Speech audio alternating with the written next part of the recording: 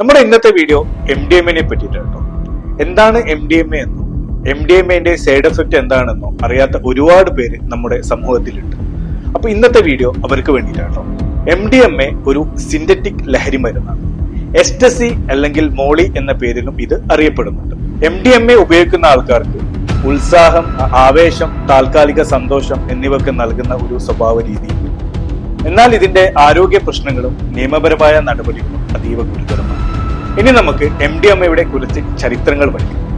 1912 German കമ്പനിയായ Merck ഇതൊരു രക്തസമ്മർദ്ദ മരുന്നായി കണ്ടുപിടിച്ചു. 1950 മുതൽ 1970 വരെ അമേരിക്കൻ സൈന്യവും ശാസ്ത്രജ്ഞന്മാരും ഇത് മാനസിക പരീക്ഷണങ്ങൾക്ക് വേണ്ടി ഉപയോഗിച്ചു. 1976 ശാസ്ത്രജ്ഞനായ അലക്സാണ്ടർ ഷുപ്ലി MDMA ലഹരി സ്വഭാവം കണ്ടു.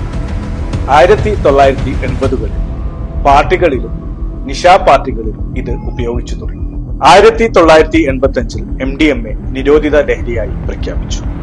നമുക്ക് MDMA ഉപയോഗിച്ചാൽ ശരീരത്തിൽ ഉണ്ടാകുന്ന സൈഡ് എഫക്റ്റുകൾ എന്തൊക്കെയാണെന്നുള്ളത് അറിയാം. ഹൃദയമിടിപ്പ് വർദ്ധിക്കും. ഹൃദയമിടിപ്പ് വർദ്ധിച്ചാൽ അറ്റാക്കിനുള്ള സാധ്യത വളരെ കൂടുതലാണ്. ശരീര താപനില ഉയരും. വൃക്ക, കരൾ എന്നിവ തകരാറില്ല. ഓർമ്മശക്തി കുറയും. മാനസിക തകരാറില്ല. ഡീഹൈഡ്രേഷൻ സംഭവിക്കും. ഡീഹൈഡ്രേഷൻ സംഭവിച്ചാൽ ബോധക്ഷയം, മരണം സംഭവിക്കാം. നിയമപരമായി NDPS നിയമപ്രകാരം 10 മുതൽ 20 വർഷം വരെ തടവും 2 ലക്ഷം രൂപയും ലഭിക്കും. ഒരു നിമിഷത്തെ ലഹരിക്ക് ജീവിതം തകർക്കരുത്. ലഹരിയെ അകറ്റൂ, ജീവിതത്തെ സ്വീകരിക്കൂ. Say no to MDMA. Say no to drugs.